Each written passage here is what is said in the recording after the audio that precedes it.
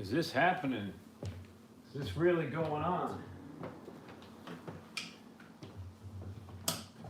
Well, we hope so. Getting the sound check ready.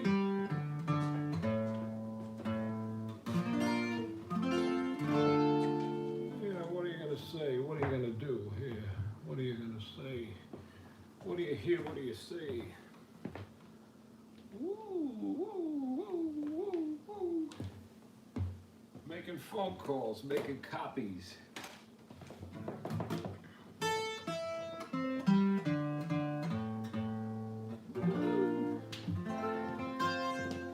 All right. 4 minutes, 5 minutes.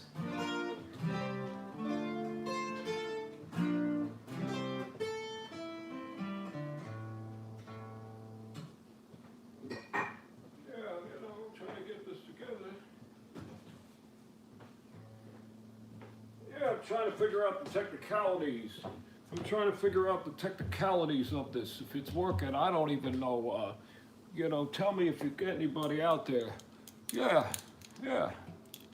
Oh, hey, I'm looking for Bob Strauss. Got an acoustic live concert here. Is this working? Hey, what do you got? Greetings from the Valley of the Sun. All right. Hi, Jillian. Anyway, I'm looking for Bob Strauss. I'm looking for Mr. Strauss. I need help. Technology. Yes, I'm from police. It's the police. No, not Sting. Anyway, I'll give you a call after this. It's the first time I've ever done this. Yeah, it's just me, myself here. That's it. Me, myself, and Irene. We're figuring this out. We're about 4 minutes out. 4 minutes out. 3 minutes. Yeah, I'm calling for Bob Strauss. Yes, Bob Strauss. S-T-R-A-U-S-S. Strauss. Bob. It's Jesse Malin, yeah. I'm lost. I can't find the gig. It's I feel like I woke up in some weird reality. March 2020, yeah. Yes, it's happening right now. I'm in my house. Now, I know I'm supposed to be in Europe right now. Could you get Bob Strauss on the phone? I'm trying to get to Europe. I'm trying to get back on tour. I just woke up. I slept late. I don't know what hotel I'm in. It looks like my house, though. I must have took some weird vitamins. I'm weird. I don't know. All right. Tell Bob Strauss I called.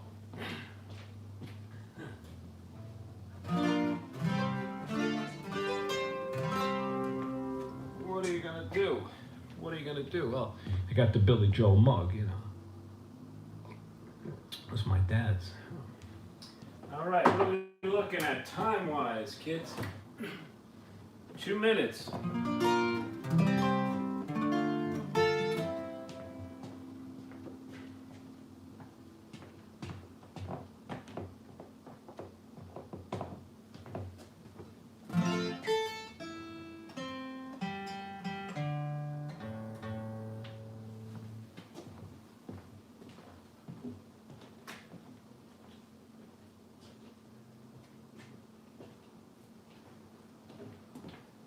Spraying everything. I'm spraying everything. Yes, we're spraying it all. Spray that shit. Spray it.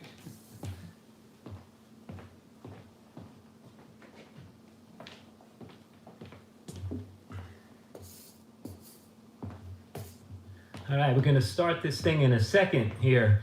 I think it's working. If not, send me a flare outside the window. Hello. I'm Jesse Malin, and this is my apartment, live from New York. Jesus Christmas. Whoever thought this would happen? I don't know. I'm looking outside. The streets are pretty dead.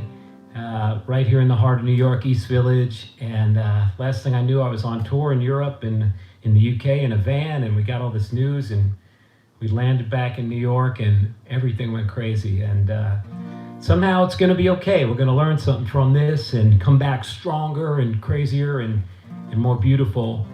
I guess people are watching all over the world. I've never done anything like this. Usually you play a few songs, somebody applauds, and you're like, all right, I don't totally suck.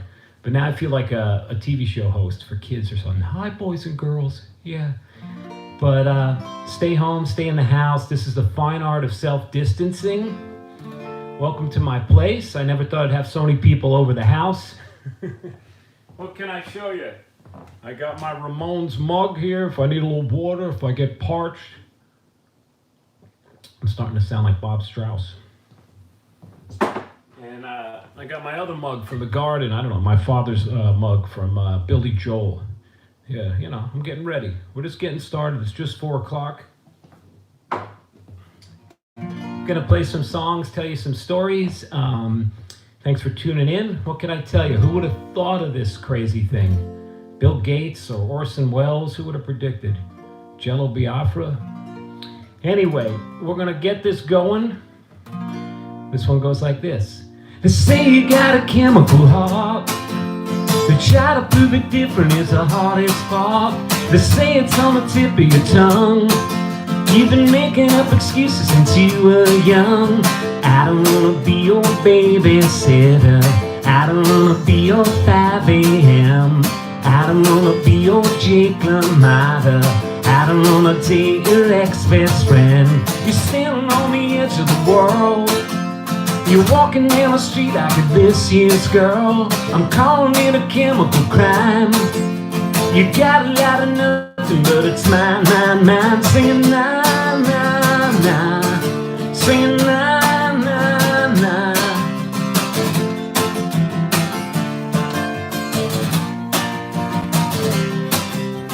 I don't wanna be your Argentina. I don't wanna be your remote control. I don't wanna be your Bernie Taupin. I don't wanna be your stepping stone. They say you got a chemical kiss. You're breaking down the atoms to get your fix. You're looking like a knife in the heart. Wishing that it's different is the hardest part. Singing na, na, na. Singing na, na, na. Alright.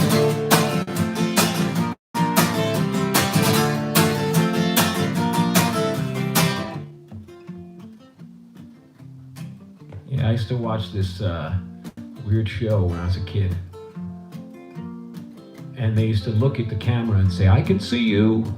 I can see Joey and Bobby and Laura. They never said my name. I think it was called Romper Room.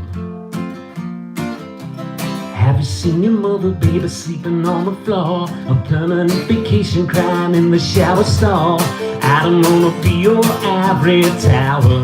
I don't wanna be your broken home. I don't wanna be your plastic surgeon. I don't even wanna walk you home. They say you got a chemical heart. They try to prove it different is the hardest part. I'm calling it a chemical crime. You got a lot of nothing, but it's mine, mine, mine. Singing na, na, na.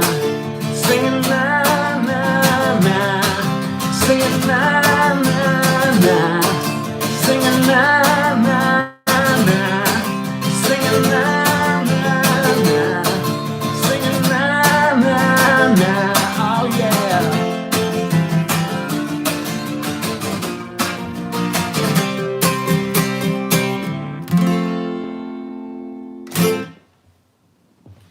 All right, the sounds of silence.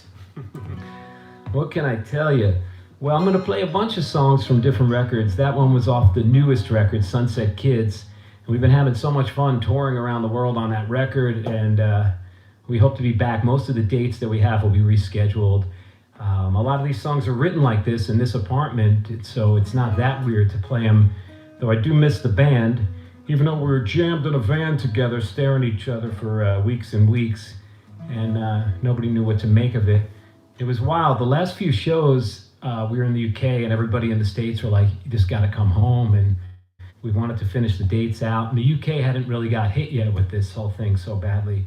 So all these people wanted to shake my hand after the show, some really tough, cool English guys, and and I'd be like with the elbow or the fist pump, or then I started just bowing, like I was in an Asian country. But they were getting a little upset, and it was kind of hard to figure out how to be so distant. But 6 feet away from stardom, as Bob Strauss says. I'm going to play another one off Sunset Kids. And this one was written with Lucinda Williams. Kind of came together with her and her husband at her house. I had most of the song written here in this living room, and I came to LA. I had like 6 verses, or 7 verses, and she came with her pen, Lucinda, being the literary producer, and she just went through the verses and said, these are the ones. And the song for me is about having those moments, I always say, on stage where you can kind of think about things and reflect and get away from the noise and the gadgets and the computers, and maybe get a moment to really think about what matters and what you really care about in this world, who you love. And I think I'm going to have plenty of weeks of that here in the fine art of self-distancing. But that place and that song is called Room 13.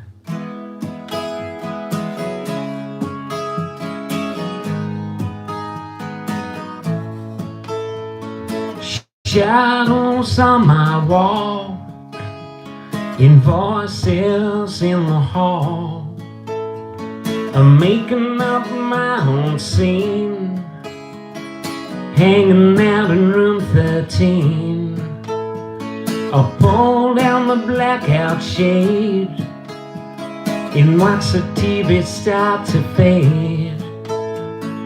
Deadbolt on the lock, and I unplug the digital clock.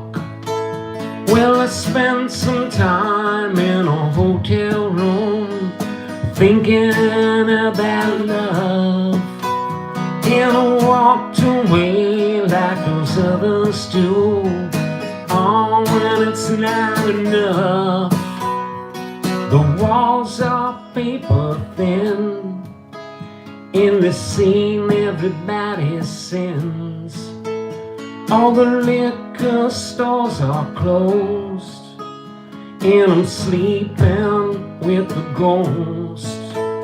Well, I spent some time in a hotel room thinking about love, and I walked away like those others do. Oh, when it's not enough, I just wanna do the right thing, but I get dragged down on the wrong side.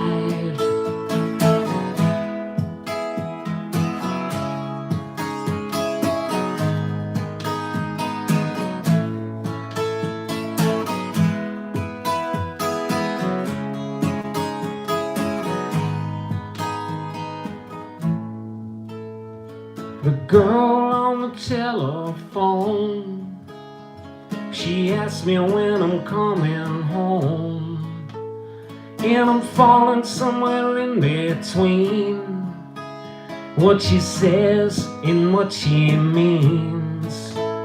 It was something that was said before the phone went dead, like the sound of the falling rain and the rumble of a train. Well, I spent some time in a hotel room thinking about love, and I walked away like those others do. Oh, and it's not enough,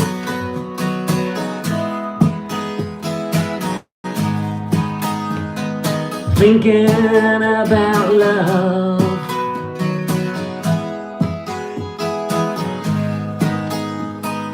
thinking about love.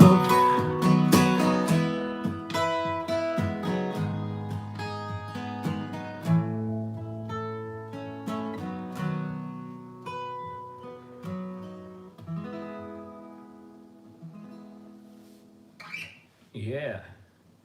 I kind of hear you. I can feel you, I feel that you guys are there somewhere.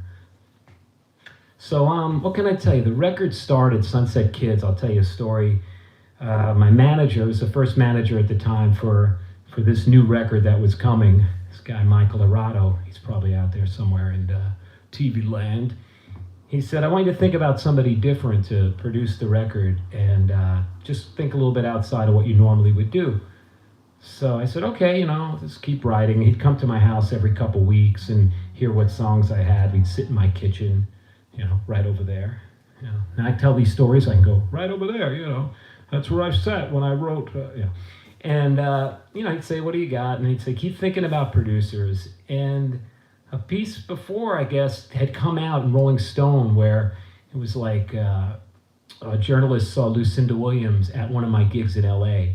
And the journalist had an idea for this unlikely friendship that we'd interview each other for Rolling Stone. So we did that. And at the end of the interview, the journalist, Sarah Rodman, her name was, she said, how about a collaboration? I didn't think much of it. I was like, well, I love Lucinda. I'm such a fan, and she's such a good friend. So time went on, and I guess Lucinda sent me an email that Tom Petty was playing his last show of the tour for the Heartbreakers US tour, 40th anniversary, I think, in LA. And they were doing 3 nights opening up at the Hollywood Bowl. So I said to my manager, why don't we go out and see this show? This would be amazing. And what do you think of Lucinda Williams, maybe, and maybe her husband, Tom, he's great, and them producing the record. So my manager, he liked the idea. We went out there and we said, we'll go to the show and then we'll talk to them the next day and maybe take them to dinner and just see if they're interested, send them some music. So I went to the show, and I'd seen Tom Petty a bunch before and always thought it was pretty good.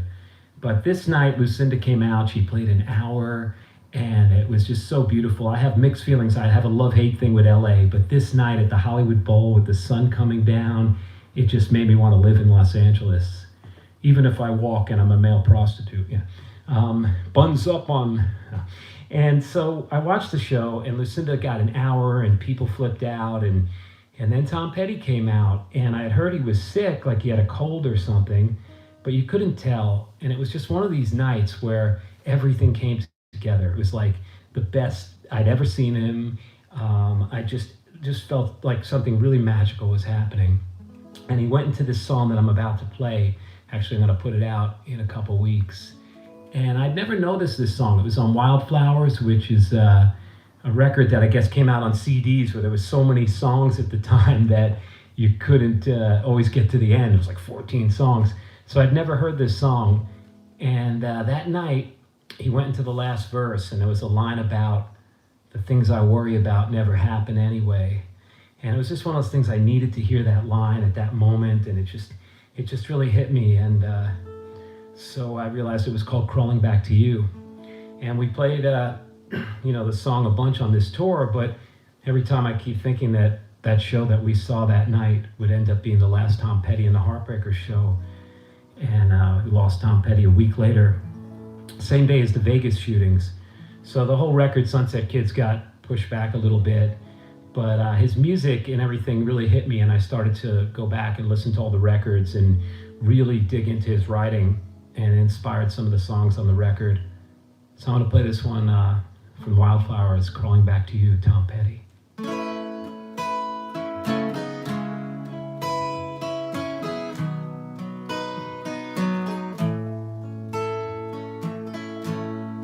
Waiting by the side of the road for day to break so we could go down into Los Angeles with dirty hands and worn out knees. Ooh, I keep crawling back to you. Ooh, I keep crawling back to you. The ranger came with burning eyes. The chambermaid woke surprised.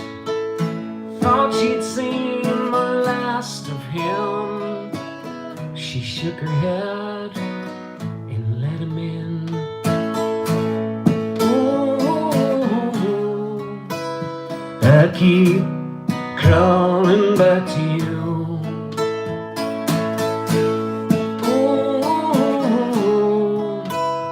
I keep crawling back to you. Hey baby, there's something in your eyes trying to say to me that I'm gonna be alright if It's all I want to do.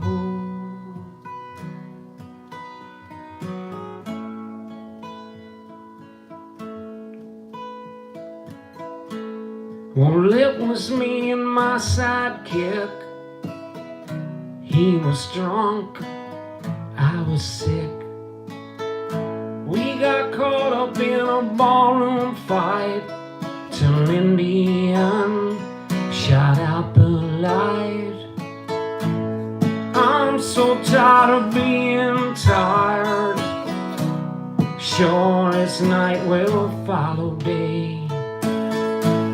Most things that I worry about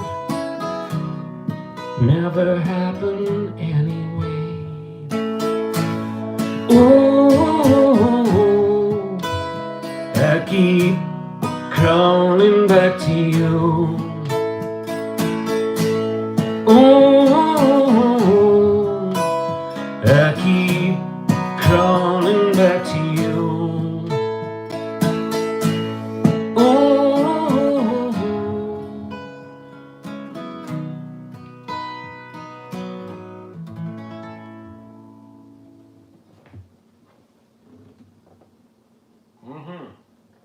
All right, we're gonna move in. So one of the songs on the record that was really musically and then I guess lyrically a little bit influenced by Tom Petty and the Heartbreakers was a song called Shining Down. And it's one of these things too, like the record people always ask, what's the title? And if you've seen the show, you've heard me say, it's kind of like a nod to like a nocturnal existence. You know, if you go out at night, people that are into music, now I can do anything. I don't even know what day it is. Oh yeah, it's Saturday. Saturday night, hey. And you know, it's like just a nod to the people that live maybe a little bit outside of society, hopefully a lot. And so that was the title, but at the same time, we lost a lot of people when we were making the record that were really close to me. David Bianco, the engineer, who I knew since my 20s, who did Degeneration, and Bob Dylan, and Frank Black, and Danzig, and Todd Youth, rest in peace, our guitar player from Degeneration and St. Mark's Social, and Elvis Stiletto, and Tom Vaught, and it just, Chris Cherokee, just a lot of people that I really loved. And while we were making the record, my dad got sick, and you know, I didn't grow up with my dad, come from a divorced family, but as I got older, we became a lot closer. You know, he hated all the punk stuff, like, go get a real job, you know, why don't you play a ballad? My dad was always yelling about ballads. You got that noisy band, Degeneration, why don't you play a ballad? You know, you'll have a hit with a ballad. He was from the Bronx. So he'd be like, you know, he'd call me up, he goes, what's Kiss's biggest song? You loved Kiss? I'm like, yeah, I know, Beth. See, it's a ballad. You like Zeppelin? I'm like, yeah, I like Zeppelin. He goes, Stairway to fucking Heaven. Yeah, I get it, Dad, the ballad. So when I wrote Brooklyn and some of those songs, he kind of seemed to perk his ears up, but he was still like, go work for the post office, get a job with a pension, you know. But then we put out Glitter in the Gutter, actually. It had that song that I did the duet, was about my mom, Broken Radio, because she was a frustrated, like, mirror, car, hairbrush singer. And Bruce Springsteen, which was like a dream, ended up singing on the track as a duet. So we made a video with Danny Clinch, and my dad was dating then on apps and all kinds of stuff, and he was in South Florida, and I guess he would show this video on the first date. If they made it to his house, they'd have to watch Jesse Malin sing with Springsteen, Broken Radio. So there's probably more women middle-aged or above in South Florida that have seen Jesse Malin video, because my dad, I guess I found out, was proud of that, or maybe it worked for him somehow. And so he would start asking when we started making this record. He wanted to hear it really bad. And I said, Dad, you've always been so critical. You gotta wait. You just gotta wait till it's done. He goes, well, I like Lucinda Williams, and you got a country thing in your voice. Do you ever think of wearing a cowboy hat? He used to say that all the time. Look at the country scene, wear a cowboy hat. I'm like, yeah, that's perfect for me. I should have wore one today, yeah. I got it in the back, you know, we'll pull it out. But, you know, he would just be very pushy and call up with these crazy ideas. And so he said, I want to hear it. I said, we're not mixed yet. And he said, what's mixing? You're making a cake? You're making a soup? And I said, no, it's part of the process, you know. We got to master it. I want to hear it now before it's mastered. What's that? Masters and Johnson? So I never got to play it for my dad. He was getting sick, and he got worse, and he passed away before we were finished. So I had to go down to South Florida and clean out his place and his apartment and return his car to the dealership and, just deal with all that. So I went down there and I brought the record and I put it on in his car, really loud, thinking I'll drive down his streets, and I don't know what I believe in or what you guys believe in, but that maybe he could hear it or something. And this song was written in Florida when I was visiting him in a motel down there. And it's about my life, but it's also about remembering the people that have touched us and how music and art and things like that can keep them around. So this one goes out to all the Sunset kids who are listed inside the record. And my dad, Paul. All right, shining down. We never got a break. We lived with our mistakes. Just icing on the cake and some cold heartbreak. Sentimental kids with movies in our heads. We never figured out why she had to go.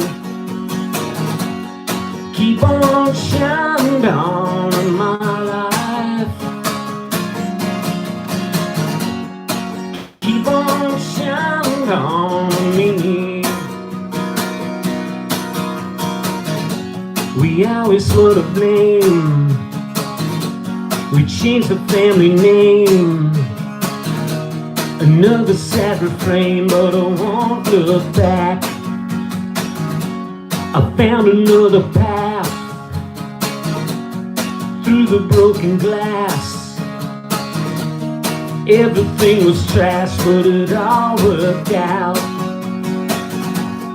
Keep on shining on in my life. Keep on shining on in my life. Keep on shining on me.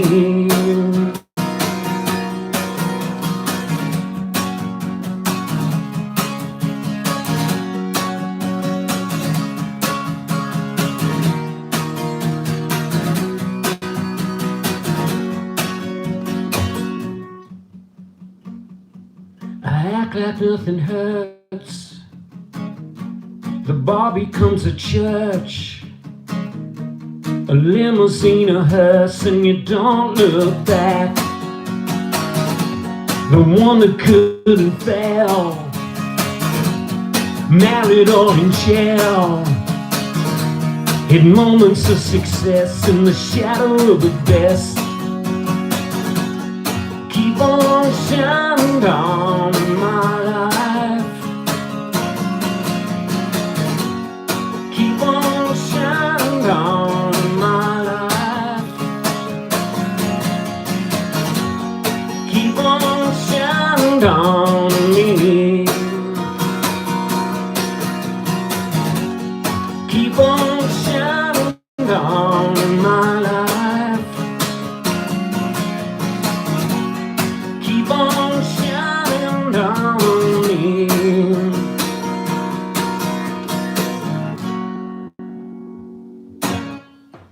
All right. Yeah, the silence is killing me. I'm not used to that. Yeah, I can see you over there. Actually, I can see people walking down the street. Get in the house. Stay away. 6 feet. Come on. All right, I'm going to play a song off my second record, which is called The Heat. And I was touring a lot on the first album, The Fine Art of Self-Destruction. Not a record about drugs. And not The Fine Art of Self-Distancing. But I was missing my friends back in New York that were either hanging out and getting really fucked up. Can I say that? Or having children, getting married, and, kind of moving on. And I was waiting for, good tequila to show up in England and having people ask me if I was pissed. Are you pissed, mate? I didn't know it was a different language. They spoke different slang, and people asking me if I'd like a fag and all that stuff. And I had this travel agent that would always put us at this hotel and it was always the same one, and it felt really spooky. It felt like it was haunted. It was on Lancaster Gate in Hyde Park over there, right across from Hyde Park. And then I'd see all these bands down there, so it felt like The Shining, but then it felt like Spinal Tap, you know. It just felt really kind of like this is the rock central to hang out and get all screwed up. But we were on the tour for Fine Art, and we were with this friend of mine who had been the sound guy for so many great bands like the Stooges and the Dolls and Aerosmith, and his name was Night Bob, and I knew him from D-Generation. So I brought Night Bob over because not only is he a great sound guy and a great person, he kept us, you know, smiling and entertained. I think half the job of a road manager is to do the job, and the other half is just like a camp counselor to make everybody feel like safe and okay, because you're away from home. It can get kind of scary, people getting anxious, and Night Bob would just have not only, you know, great skills and stuff from doing this for years, but he had all these stories, so you'd sit there and just listen, like, you know, to his stories about Iggy or, you know, whatever, Kiss. And then as life was going on, he'd be accumulating the book, and he says, I'm gonna do the big book of rock, Jesse, the big book of rock, it's Night Bob. And I'd say, you know, well, what about this? You know, what about the Dead Boys? What about Cheap? It's in the book, it's in the book. So I was hoping that my little folky acoustic tour under my name would somehow make the book. But instead, Night Bob made this song, and this one goes out to Night Bob and anybody that ever spent the night at 95 Lancaster Gate, Hotel Columbia. 1, 2, 3, 4.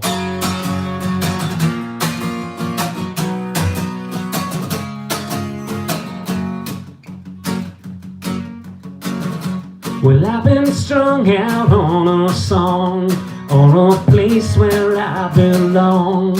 As the lyrics start to fall, she's in my bed, I'm off the wall. Call me up, call me up, call me up, Columbia. The sun goes down over Hyde Park, the concierge is tending bar. Me, my back across the palms, all my friends are dads and moms. Call me up, call me up, call me up, Columbia.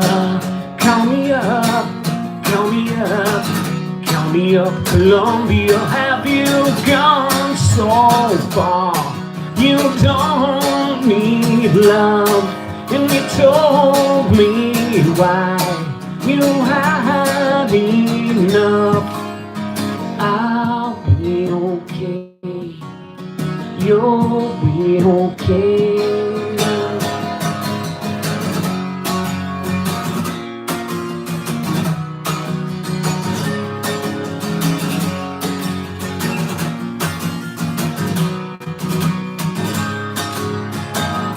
The shining meets on Spinal Tap while I take a disco nap. My receiver's off the hook, another page in Night Bob's book, and you can cross me off your list of all those pretty things you miss. And I ain't never going home, 'cause I don't wanna be alone. Call me up, call me up, call me up, Columbia. Call me up, call me up, call me up, Columbia. Have you gone so far? You don't need love, and you told me why you had enough. And you don't know that, and you don't come first. Baby, all your drugs and friends, my man, they're falling down that coast. I'll be okay, you'll be okay, my Columbia, my Columbia, Columbia, alright, yeah, yeah, yeah, yeah.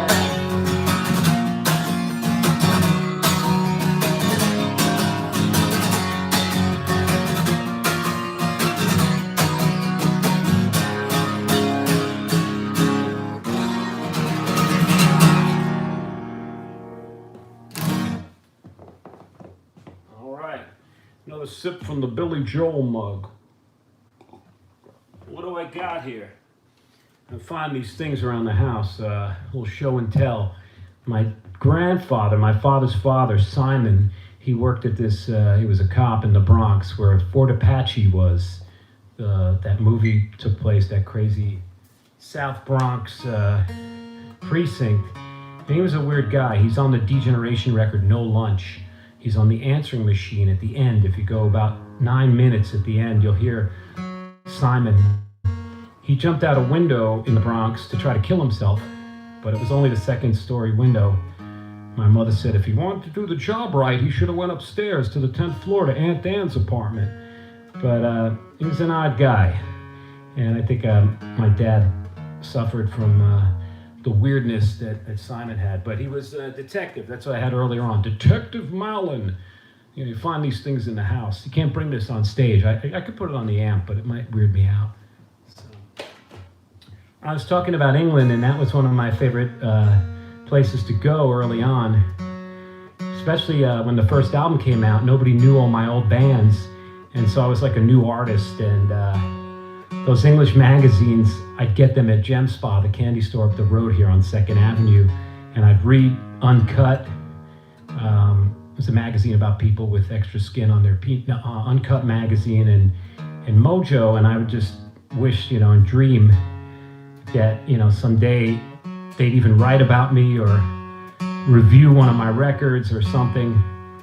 And it turned out that they did, and it was kind of like one of those achievements. You know, when we were kids, before we had a record deal, my first band, we wanted a bar deal where you could just drink free in any bar in New York before you got signed. And we got a bar deal, and then we got a record deal. But with the Jesse Malin solo bit, I wanted to, you know, be in these magazines that this whole new thing was happening where people were writing songs and they were being listened to. It wasn't just all about the mosh pit, you know. So then after we had all that, those English magazines would have these CDs on the cover, and they would ask you to do covers. And when I had my first album out, I only had one album, so we do a lot of covers in the set just to keep the set going until the second album came.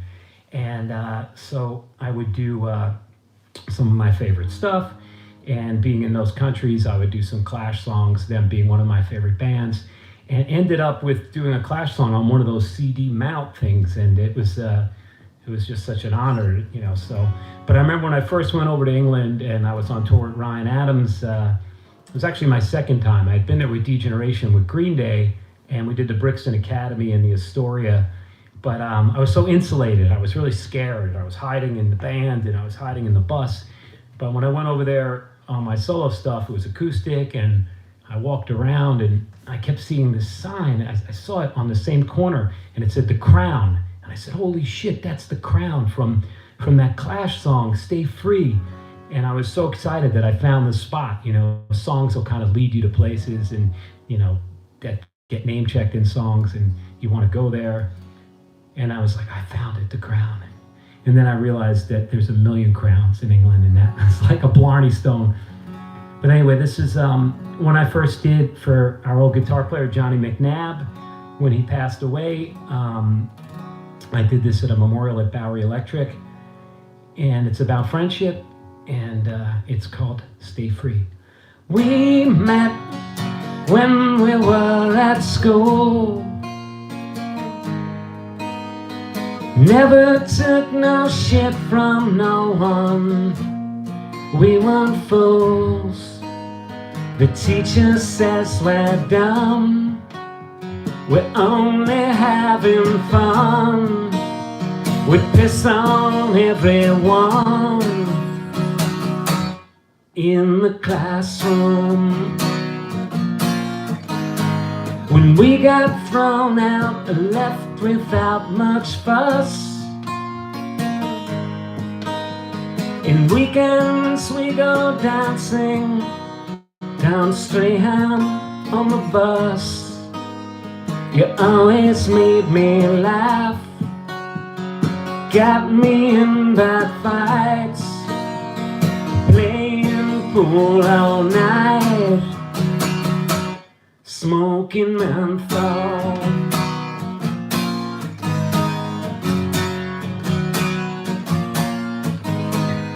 I practice daily in my room.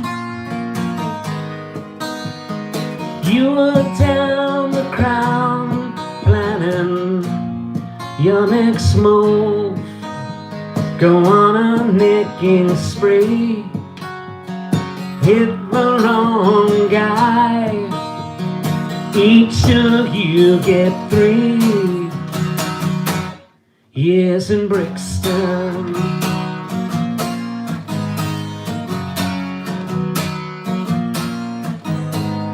I did my very best to write.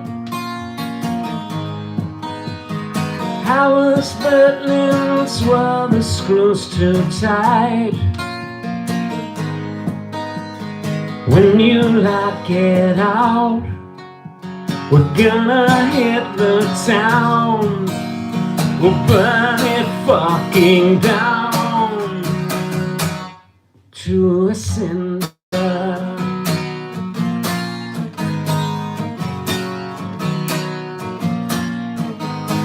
'Cause years have passed and things have changed. I move any way I wanna go, and I'll never forget the feeling that I had when I heard that you got free. And I'll never forget the smile on my face, 'cause I knew where you would be. And if you're in the crowd tonight, have a drink on me. Go easy, step lightly, stay free.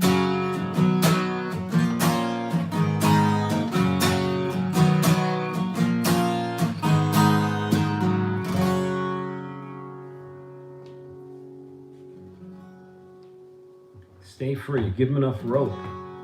Crazy. Some people always said, oh, I like Mick Jones's voice better. You know, I don't know, it's kind of like the Beatles. It's like a great blend. So I guess growing up, yeah, the Ramones would be my Beatles and the Clash would be like my Stones. Just that era. I don't know what Kiss would be, I guess. But first time I got into music, I went on stage and did Kiss songs and dressed up as Gene Simmons, my cousin Matt, my friend DeCouzy, and we were at PS 193 Whitestone, and wrapped ourselves in tinfoil and white Desitin stuff from baby rash cream on our face, and I don't know, I spit ketchup for blood, and some kids clapped, and I was like, all right. Anyway, Queens, New York, it was always fun to get out. You know, it was one of those places, if you like different things, you got beat up. I got beaten up for liking Kiss by the kids that like Zeppelin and the Grateful Dead. They were like, Kiss sucks. And then when I got into punk rock, you got beaten up by everybody. You know, the kids that liked disco, anything, Grateful Dead, Sabbath. So we'd go into the city. It was 2 trains and a bus from Whitestone, Queens to down here where I'm living now, the East Village. And when I first came down here, I was like, this is my tribe. These are people. I was like, there was Dead Boys posters and Plasmatics posters and record stores and leather jackets. And I'd get a pink trash and vaudeville bag, and I'd take the 2 trains and the bus back to Queens. And the older kids would look at me and go, where you coming from? The village? The village? You know, like, I knew what they were saying, like I was a village person or whatever. I should be so lucky, right? And it was like this kind of homophobic, you know, closed-minded Archie Bunker Queens thing. And even though they were into rock music, everybody was fighting and, you know, hating the other person that was different and scary. And I guess when Sid Vicious and all that happened, they figure if you're into punk, you killed your girlfriend, you're a junkie, you're a heroin addict. I'd never tried drugs, you know. But the music really spoke to me because it was simple, and it was something I felt I could write songs instead of sitting in my room and trying to learn.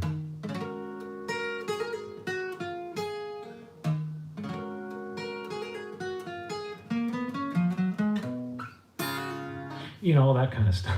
I could just go, I got a song, you know. So I'd come down to the city, and I eventually moved out. When I was about 14 or 15, I started living in my rehearsal studio on Avenue B. And it was Heart Attack and the False Prophets. This band, the False Prophets, pretty great band. and I would live in there. Eventually, any of these places that I hung out in would turn into bars years later. Now it's a place called Dream Baby that I have with some friends, and it used to be the Heart Attack rehearsal studio. But I'm babbling along. When I made my first record, I was living on East 3rd Street for $400 a month in a crooked apartment, but it was great. I was in my late 20s, and it was the safest block in New York because the Hells Angels motorcycle club was right across the street, and they watched the block, they watched their bikes, and then you didn't need bars on your windows or anything, and it was just great. You know, you had to hear the motorcycles at night, but they were pretty nice guys, and it was at first I was pretty scared, but then it worked out all right. And so $400 a month, I wrote a lot of songs in the apartment, had a lot of good nights, listened to some good music, and if those walls could talk now. But they sold the building, and some slumlord came in, and for like $29,000 to Mr. Malin, you can leave. And I didn't think about where I'd go. I just thought, I'll take the money, Malin, yeah. So I took the $29,000 and I paid off some debts so I could walk on some other blocks in the area. And the rest of the money I used, to make the first record. Back then we still, and even to this day, record on tape. So tape was expensive, studio time. And I went in the studio, a place called Loho on Clinton Street, which is just like Avenue B South. And we had enough money for 5 days. And I had these songs mostly demoed. We wrote a few of them on the spot, but most of them I had written. And so I took the rest of the money and made the record in 5 days. And the producer, Ryan Adams, he did the record for free, just for a couple beers. He says, buy me some drinks. This song is about those early days, and goes out to Ryan Adams. It's called Brooklyn.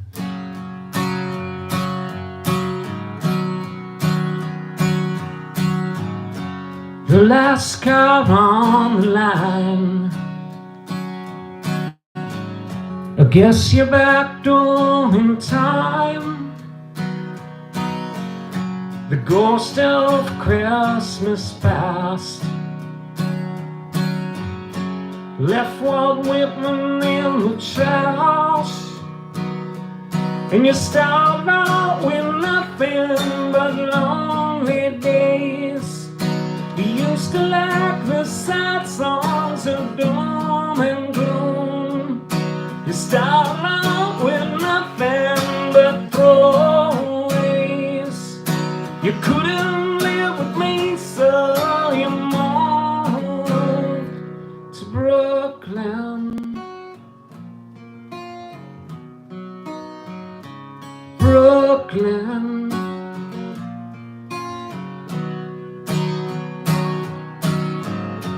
Artificial desserts. Some have cars, some have kids. Hit the path marked after work. Some never been past the bridge. And you start out with nothing but lonely days. You used to like the sad songs of doom and gloom. You start out with nothing but throwaways. You couldn't live with me, so you moved to Brooklyn. Brooklyn.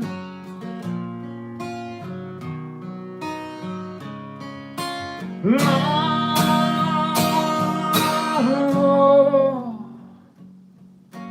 no.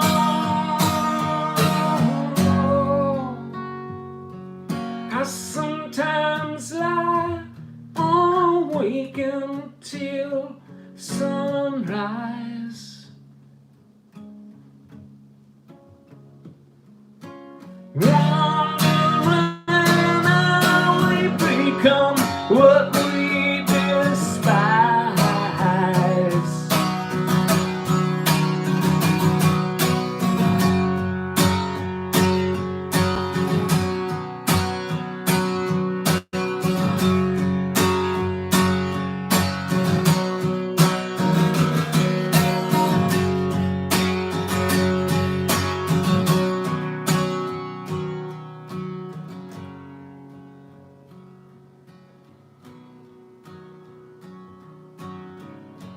No more couches to serve, only beaches in your dreams. No more trannies near work, it's still a drag walking in Queens.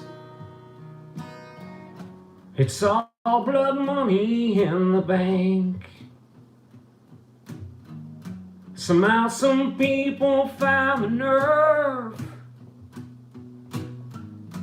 like the soldiers they think down in DC.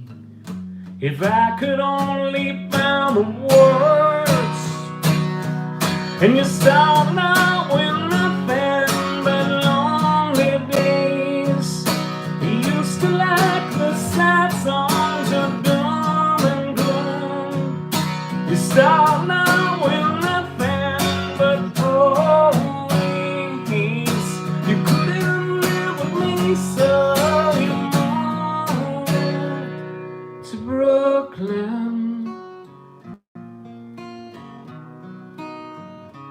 Brooklyn, Brooklyn, oh.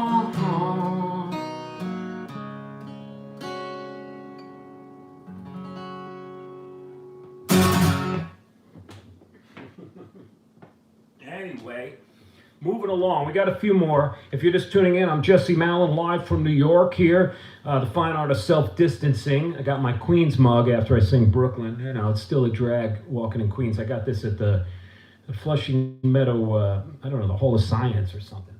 The Queens Museum. They had a Ramones exhibit there, Monty Melnick. Have you been out there yet? Anyway, we're gonna do this, you know, don't bang your head, don't do that. This, you know, stay safe, stay healthy. You know, don't get any crazy tattoos. Love is a rose, but you better not pick it. Only grows when it's on the vine. A handful of thorns and you know you missed it. Lose your love when you say the word mine. I wanna see what's never been seen. I wanna live that age-old dream. Come on, baby, we can move together. Let's take the best right now. I wanna go to an old hoedown long ago in a western town. Pick me up if my feet are dragging me, winking, I'll hail your wagon.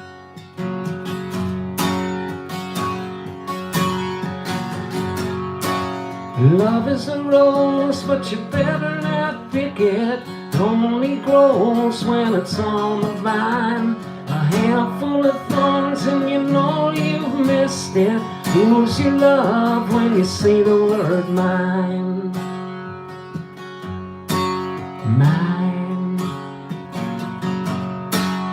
Love is a rose.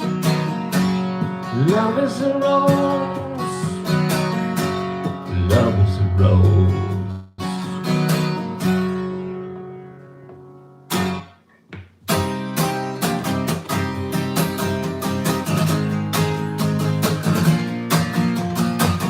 Coming down on the 7th day, I'm burning in the rhythm of life. You dig a ditch like a working stiff, and it all goes passing you by. Oh, come on, everybody's got a lot to say. Come on, when you wanna blow it all away.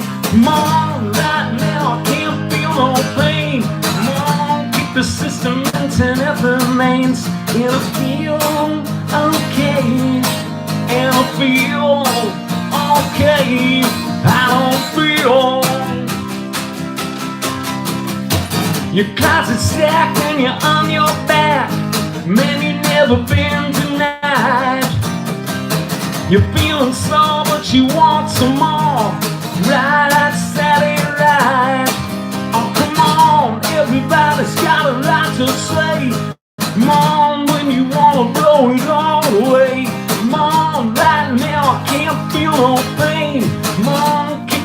system internet remains in a feel okay, and I feel okay. I don't feel, and I feel okay, and I feel okay. I don't feel. Yeah. I can't read any of the bits. I need my Dwayne readers. This is the last verse, so I gotta get to the mic. The place is packed and the kids are jacked on those anti-social songs. You swing low like a halo, wishing you were never born, my friend. Oh, come on, everybody's got a lot to say. Come on, when you wanna blow it all away. Come on, right now I can't feel no pain. Come on, keep the system internet remains. And I feel okay, and I feel okay. I don't feel, and I feel okay, and I feel okay. I don't feel. Oh yeah.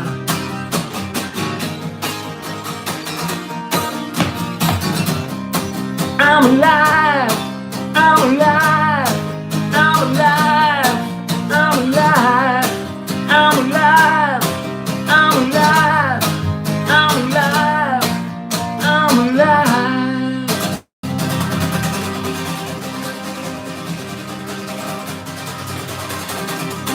Woo! Start jumping around, it'll be like a low-cut Connie live stream. I checked out a few other people's bits because, you know, it's just me here with the cell phone, the camera. If you guys know me, I'm not very technical. You know, I'm just learning about the Google box and all that stuff. But I was saying, like, you know, we got to get out and get to shows, and people got to go to record stores and bookstores, and they got to be together and stop all this distancing on the digital. And now here we are.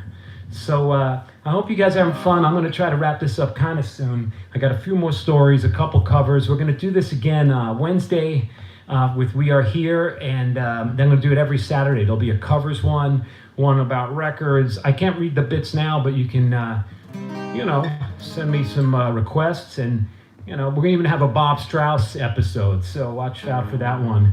Get on the socials. Get on the salads, mate. Yeah, I thought, you know what? I'm on tour, I'm gonna be skinny and lose weight. Now I'm at home eating, and we're ordering things in, and leave it by the door over there, you know, 6 feet away from stardom. So I hope you guys are all right and hanging in there. I know it's crazy, crazy tough times. We gotta be really loving, we gotta be compassionate, and I'm thinking about everybody all over the world. We're in this together, which is something I always say on stage, how we're such a small planet, and we're just, you know, human beings who are part of this thing together, and people don't always get that. There's so much hate and running and greed, and I think this thing, as horrible as it is, it's very humbling, and hopefully we'll get something more out of it, something, you know, something that'll make us grow and be stronger. I know it. And we'll be back out there playing. There's a donation button if you want to send some money. I'm going to be using it to get by a little bit, but also to give to my band members who can't, you know, tour or play. We lost a lot of work, and some of the crew guys. So if you've donated already, I noticed that before I even went on. I didn't even sing a song. Thank you. My heart really goes out to you guys with that. We have some friends. I'm thinking about Johnny Stiff, who's in the hospital, who works for us. He's doing pretty good, but I'm thinking about you, Johnny, and send you a lot of love. And our friend Adam Schlesinger, and a bunch of other family and people out there. So let's just say prayers and keep the PMA. What am I going to play? I guess talking about praying, we'll do a song, You Know It's Dark, when atheists start to pray. Joey was a man from the other side, came across the sea for the better life. When he got close, they made him change his name. Push along a cart through the marketplace. Keep it in your heart when you're getting spades. That that was so many years ago. Well, I lived in many places, I've fallen out of graces, I tried to feed the fire for so long. Oh, hey man, where you going? Uptown, the river's rolling, the sun comes, I'll be on my way.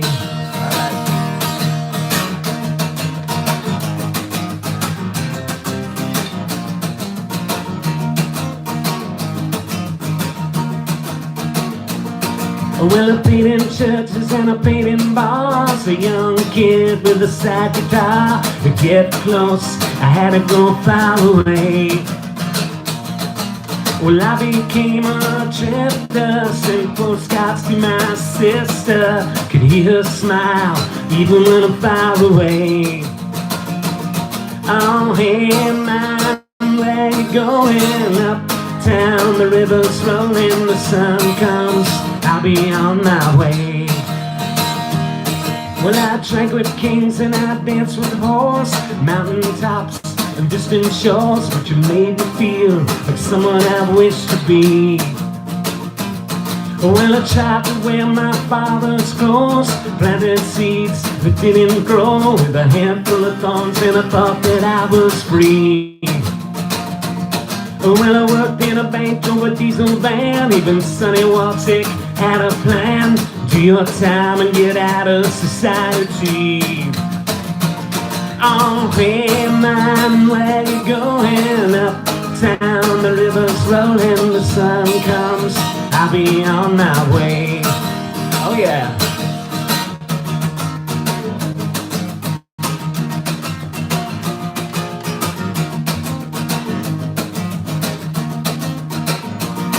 Now you're sitting in an office, never seen no word. Gonna blame it on the government or some old girl, but there's somewhere else you know you'd rather be. Scratching up the numbers in a liquor store, dreaming of picking up a 44. Tell me more about your fantasy. Oh, hey man, where you going? Uptown, the river's rolling, the sun comes, I'll be on my way. Boxes in the corner neatly stacked, parts of me, paper and wax, for a headlight day to ride in that Cadillac. And when it's over and I had my fill, gonna put my body up on Cypress Hill, near Houdini for the final disappearing act. Not yet. Oh, hey man, where you going? Uptown, the river's rolling, the sun comes, I'll be on my way. Hey man, what you doing all alone? The road to ruin, you know it's dark when atheists stop to pray. Yeah, yeah.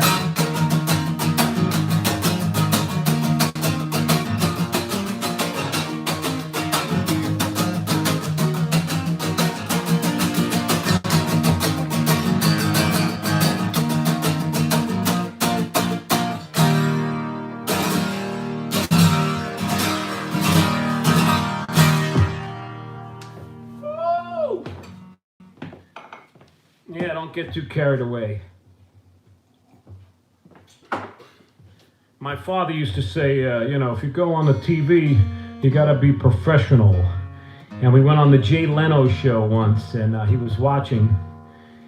And I had some friends, like I have out there, some people I cared about. I wanted to give them a few hand signals to let them know I was, thinking of them. So I did the stink finger. At the end, when Leno came out on the show, and he came to shake our hands, and I just started doing this and this. And my father called up the next day and said, I saw you on TV, you were doing some weird hand signals. Very unprofessional. The other day I was watching Puss in Boots on the Tonight Show, Jimmy Fallon now, and I thought she was doing a signal for us, but she said she wasn't. But you can watch it on YouTube and see. We're going to have a little break here. All right. Things to Do at Home, The King of Comedy, great movie, Robert De Niro, one of Scorsese's, dare I say, last great films. Jerry Lewis, and you're home at night, you're gonna watch this, you're trapped in the day, check it out. King of comedy. Woo! Another good one, Allen Ginsberg, The Life and Times of Allen Ginsberg. He used to be our neighbor here. We just thought he was some weird old guy that we talked to that was on a Clash record. We crank called him once and he liked it. He said, "Where did I meet you? Down by the pier?" And we were little kids, we didn't know. But a beautiful poet, beautiful man, great writer, and was a great New Yorker, great human of the earth. But this is just a beautiful film. I saw it, I think, in the 90s. I still got DVDs and BVDs. And all right, what do we got here? Another book. I recommend this book. It's called Sympathy for the Drummer, and it's by my buddy Mike Edison. It's about Charlie Watts, but it's really about the Stones and all the records, and I think the Stones have even read it because it's about the drummer, so they checked it out. It's so good, and it's also on audio or Audible, but I like the real artifact. They can deliver it to your house in a hermetically sealed bag. I recommend this book, Joe Franklin, Martian Paint, yes. All right, so I promised a couple more, and then I promised I'd get the hell out of here, because I'm going on a little long here, Malin. You're a bit long-winded.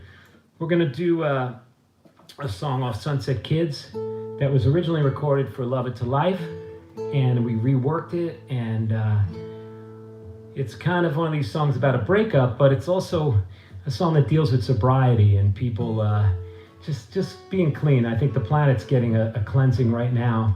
But there's a line in the song that's kind of a joke line where it says something about Bowie in Berlin, and just like Bowie in Berlin. And it's kind of a joke because I think Iggy Pop and David Bowie went to Berlin to get clean in the 70s. Good luck. Anyway, this is called Revelations, and it's going to be okay.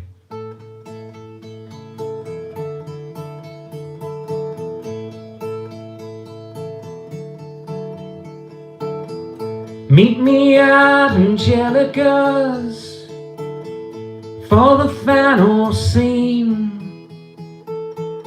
In black and white Helvetica, you found the village green. Doctor or doctoring, mirror or mirage, Stockholm Syndrome metaphor, blame it all on Mom. I thought about a conversation as it played back in my head. I think I had a revelation, sick of calling on the dead. Purple hearts and question marks, she's still dressed to kill. Coffee shops and confidants, is she a friend or Bill? The promise of another year, a birthday in the fall, for a mighty moment, dear, we almost had it all. I thought about a conversation as it played back in my head. I'm gonna make the transformation, just like Bowie in Berlin. Everything's gonna be okay, gonna be alright, gonna be okay, yeah. Everything's gonna be okay, gonna be alright, gonna be okay, yeah. Whoa, whoa, whoa, whoa. Whoa, whoa, whoa.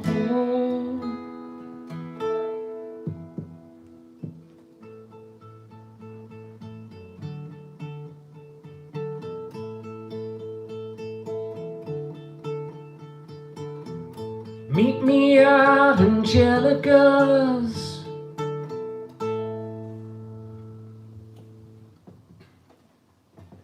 Yeah. All right, I can hear you guys. What are you gonna do? What are you gonna do, Malin? All right, I'm gonna do a cover song. Not that I haven't done a few already. This goes to a band that I guess really inspired me, that you could be a rock band or a punk band or just, not fit into one box. And you could also play like the ballads and the sad ones. I grew up early on loving Elton John, the Goodbye Yellow Brick Road record especially. And I loved songs that had really beautiful melodies but really sad lyrics. And then we got into, heavy rock and AC/DC and the Ramones and all that stuff with Bon Scott. But, then when I got into hardcore, it was like kind of in the closet that I liked Sam Cooke and Jim Croce and Elton John. And I would just kind of keep that to myself. But then it started to come out a little bit. And there was this one band that we went to see play to like 10 people, the Replacements. They were from Minneapolis. And the record Sorry Ma was in the budget bin with a clip on it, but it looked cool. And it had a song about Johnny Thunders called Johnny's Gonna Die. So me and my friends went to see them, and we heard that they did a lot of covers if they got drunk. And there was about 10 people there. It was at Maxwell's in Hoboken, New Jersey, a cool old classic club. And what was I saying was that we were like the 10 people there, and it's in this book on the Replacements, I think a Jim DeRogatis book, and they talk about how these skinhead hardcore kids were harassing the band and being so scary, and Westerberg, the singer of the Replacements, stood up to them. Well, it was really me and my friends from Queens, and it was like we had an umbrella and we were jumping around yelling for Ace of Spades by Motorhead. And after the end of the set, Paul Westberg did say, which is in the book, why don't you guys get up here if you think you could do better or whatever. And so we got up there, and Paul Westberg was a little drunk, I think, maybe. I was pretty young. My friend Lyle was there, and Danny, and I forget, I don't know, Carco. And he was drumming, and I picked up the bass player, Tommy Stinson's bass, and it was a Rickenbacker. And I was standing there on the stage at Maxwell's. I think we were going to do like Louie Louie or Wild Thing, and Paul was on drums. I think he had like a fifth of whiskey, I don't know. And suddenly out of the back came running this kid, and he said, "Put my fucking bass down." And that's how I met Tommy Stinson, and we've been friends ever since. I thought this song was appropriate for this kind of couch concert, especially the first line. This is called Here Comes a Regular.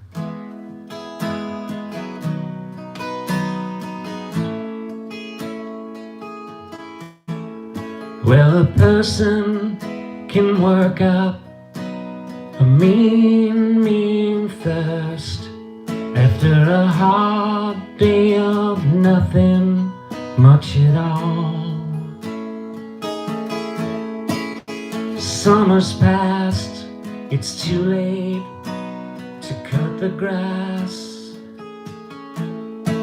There ain't much to rake anyway in the fall. And sometimes I am not in the mood to take my place and back with the loud mouths. You're like a pitcher on a fridge, never stop with food. Well, I used to live at home, but now I stay in the house. And everybody wants to be special here. They call your name out loud and clear. Here comes the regular. Call out your name. Here comes the regular. Am I the only one here today? Well, a drinking buddy's bound to another town. And once the police place made you go away. And even if you're in the arms of someone's baby now, I'll take a great big whiskey to you anyway. And everybody wants to be someone here. Someone's gonna show up, never fear. Here comes a regular. Call out your name. Here comes a regular. Am I the only one that feels ashamed?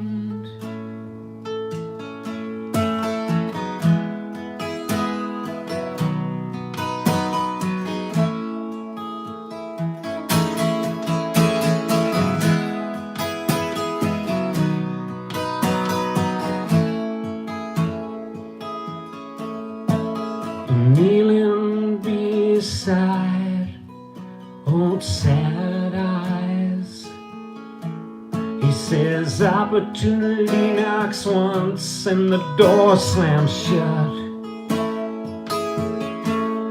Well, I know that I'm sick of everything that my money can buy. A fool will waste his life, God rest his guts.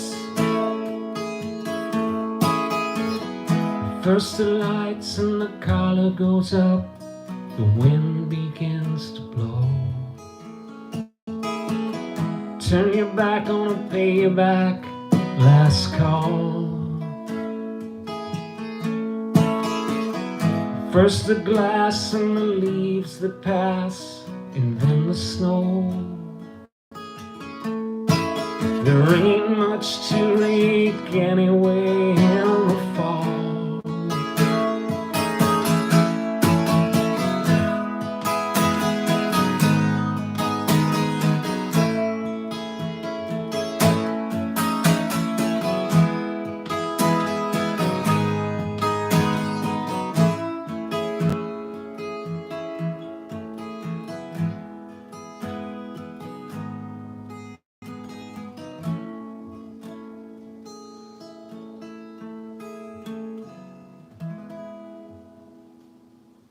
All right. It's kind of an easy song. Or is it knocking on heaven's helpless door? All right, I'm coming to the end of this wild show. I need some more stuff to show you. I know people are questioning the politics, but Billy Jack for president. Or President Cuomo, right? Right? You guys, everybody's tuned in. You guys, we don't need to get political here, right? Call up Billy Bragg or... what do we got? If I decide to lock myself in for even another 5 weeks, room 13 key. All right. Me, I'm alone. I got Spanish. Why? Woo, woo, woo. What else do I got? All right, more stuff. American Buffalo, if you want a good play read, this is David Mamet, and it's going to be opening soon when they reschedule on Broadway with my buddy Sam Rockwell. Great play about a heist. Just one of the best. It's very short. American Buffalo here on the Jesse Franklin Show. Another great book that my buddy Michael turned me on to, Astral Weeks, The Secret History of 1968. Van Morrison in Boston and the whole history of that record, and there's all this Boston connections.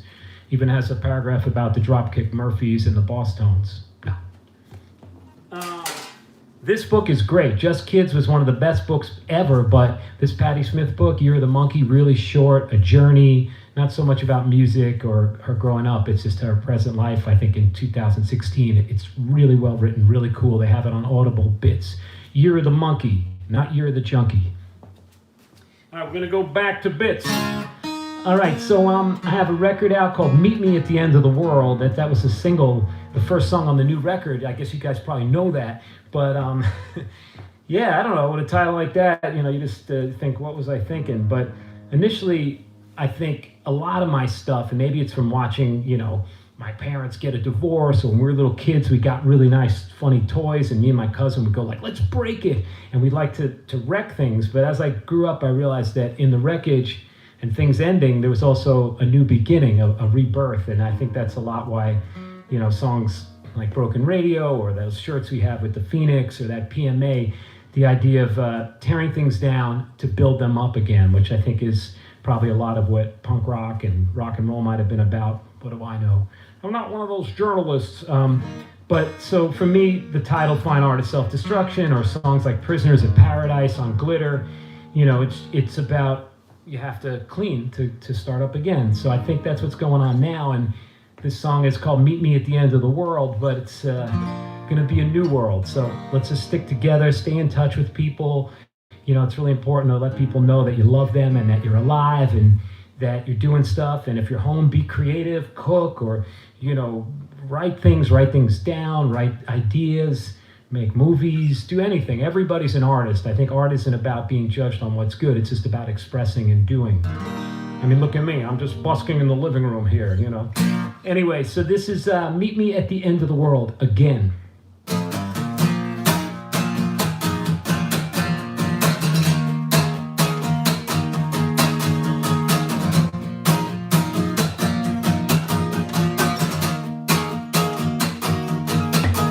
Well, I'm up on 24th Street and I'm looking at her life, standing on the corner watching people passing by. I used to be somebody, man, I used to be someone. I'm feeling like a bullet, the chamber of a gun. I said, hey, tell me what you're gonna do now. You're acting like you never been had. They're saying it's the end of the world again. When it all blows up and it all goes down, and it makes you sick, but you're still around, and you ain't too pure, you ain't too proud. When it all blows up and it all goes down, obvious descending in the middle of the night. I'm standing by the speakers and I somehow feel alright. There's girls on Lower Broadway in the summer and the smoke. I feel I'm at the wrong end, man, of someone else's joke. I said, hey, tell me what you want me to do. I feel like I got nowhere to go. Meet me at the end of the world again. When it all blows up and it all goes down, and it sucks your soul, but you hang on around. You ain't too poor and you ain't too proud. When it all blows up and it all goes down.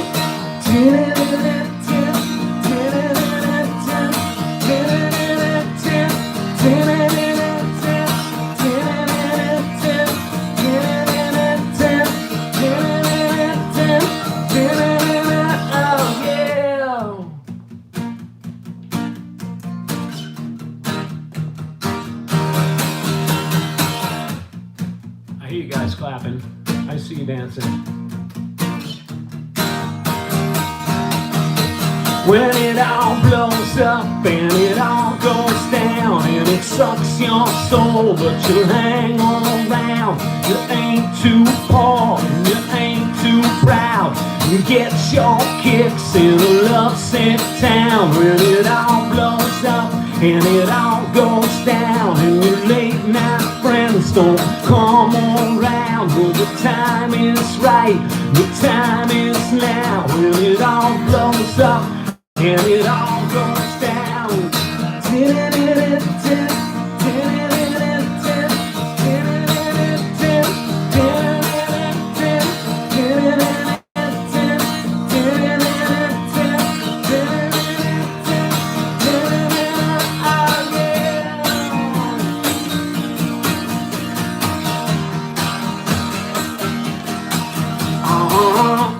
Alright, oh yeah, alright, oh yeah, alright, oh yeah, oh, come on, oh, come on, come on, come on, come on, come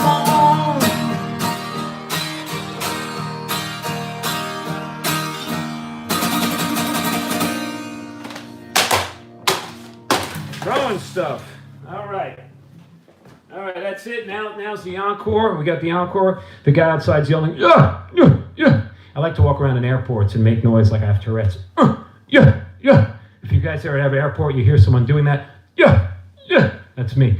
Yeah. But in the night, it's very quiet here. You know, it's New York City. It's Saturday night. Wherever you guys are out there, I'm sleeping. I'm laying in bed, and I hear, oh, like this. You know, there'll be one guy yelling. So.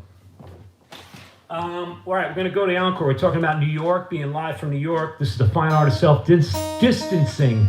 Thank you for listening. This is another guitar. This one sounds a little different.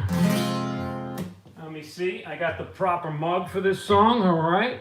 A little water.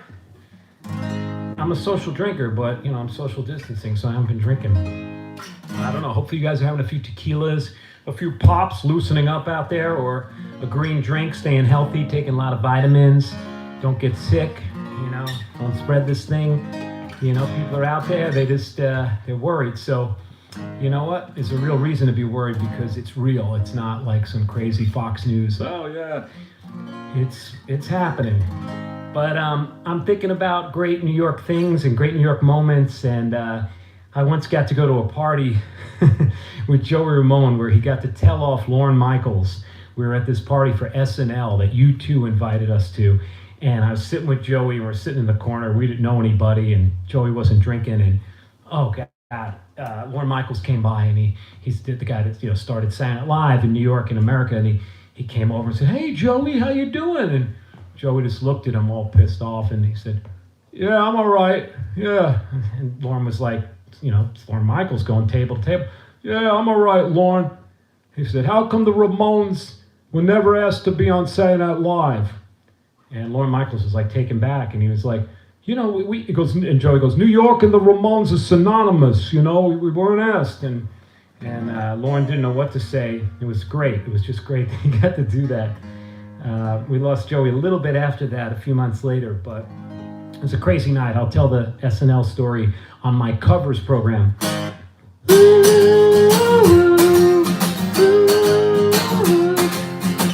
I met her at the Burger King, filling up that soda machine. So we took the car downtown, the kids are hanging out all around. Then we went down to Coney Island, on the coaster and around again. And looks can never tell us apart, 'cause she's my sweetheart, alright. Oh yeah, oh oh, out of the soul, oh oh, out of the soul, oh oh, out of the soul. Hanging out on a night like this, gonna give her a great big kiss. I'm gonna make her mine, and everything's gonna be real fine. I met her at the Burger King, fell in love by the soda machine. So we took the car downtown, a kids are hanging out all around.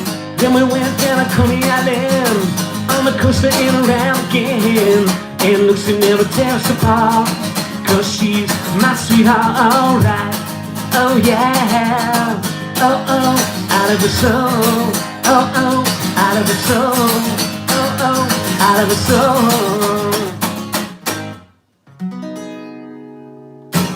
Yeah, from the Leave Home record. Ramones, oh, oh, I love her so.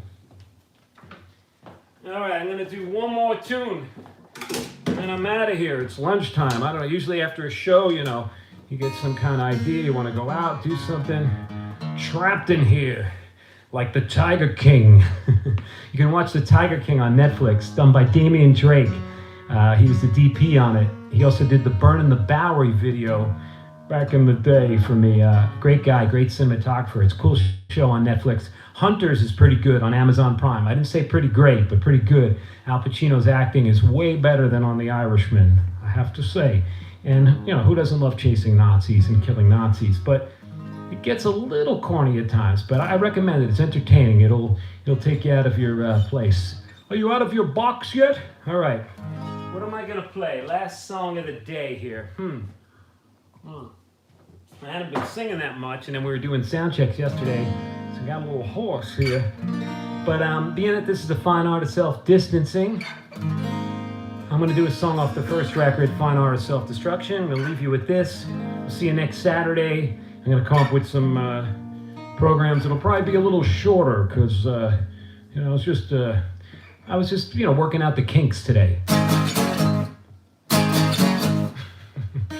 Anyway, what do you got? What do you want to say to everybody out there? You know, I'm losing my mind here, talking to myself already in this apartment, going nuts. I got the glasses, you know, I saw Elvis Costello do his the other day, and I got the bit, you know, I went into the Saul Moscot about 2 years ago when I needed Dwayne Readers, and I said, yeah, I want like JFK, you know, Kevin Costner, Buddy Holly, and they knew what I was talking about. Anyway, got the glasses. Trick is to put them in the case. I always throw them around. They get Malinized. What else? I got some more things to tell you. Couple more bits for the home stuff, the home bit. If you can find Hail Hail Rock and Roll, probably the best rock and roll movie. Keith Richards, Chuck Berry. It's just great. And this is the extra deluxe Tom Clark edition. Up in Smoke, I Don't Even Smoke, and this is one of the greatest, funniest movies ever. Cheech and Chong, Lou Adler filmed a lot at the Roxy in LA, where Rock and Roll High School was filmed. Probably my favorite rock documentary besides Hail Hail Rock and Roll, West Way to the World by Don Letts. Check it out, The Clash, the only band that matters. What else do I got? We got a movie, Love Streams, John Cassavetes, 1983 or 84. It's with Jenna Rollins, his wife, and it's his last film. He even waves at the end. I took the title and have a song called Love Streams, but it's a really beautiful, loving movie. All his movies are about love and the human condition and compassion, and they play a brother and sister in it. And I just think it's great. Love Streams, you can find all this on your Apple, Google Box, Prime, I don't know what we do. Anyway, the man is talking away. This is called Solitaire. We can do this, man. We can get through this thing.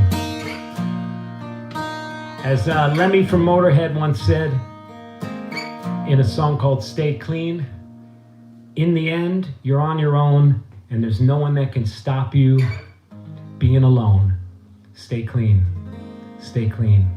You guys stay positive, stay free. I'll see you soon.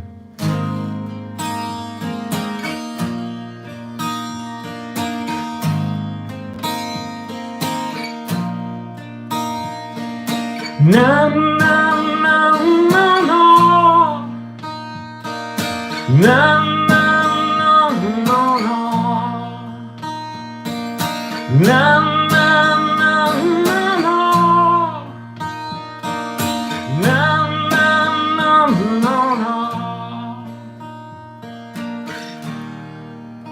on a winter's day, I don't need anyone. On the month of May, I don't need anyone. Got some cigarettes, I don't need anyone. And no real regrets, I don't need any, I don't need any, I don't need any. Whoa.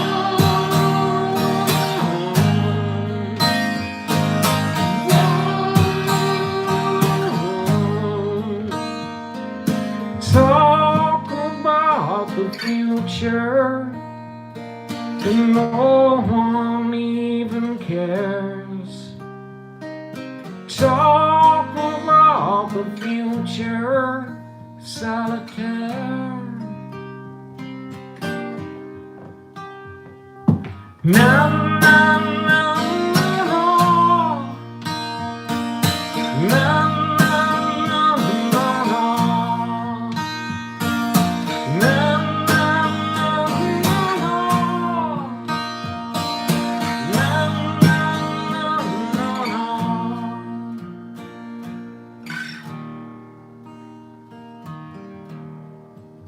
Some buy diamond rings, I don't need anything. Angels clip their wings, I don't need anything. For the price you pay, I don't need anything. just walk away. I don't need any, I don't need any, I don't need anyone.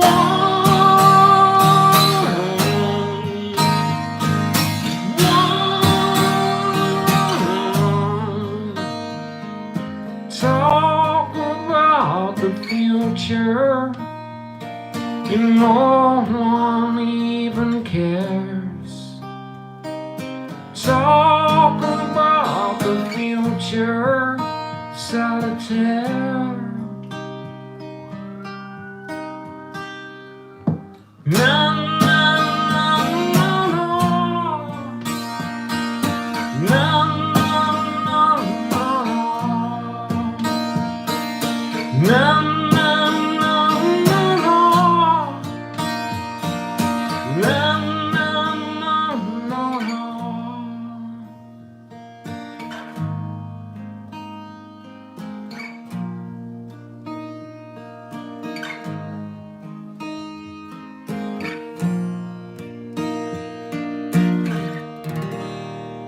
Thank you guys so much for tuning in. We'll see you soon. Thanks for your donations. I'm going to read all this madness. Stay healthy. Keep the love going, all right? We'll see you soon. Woo!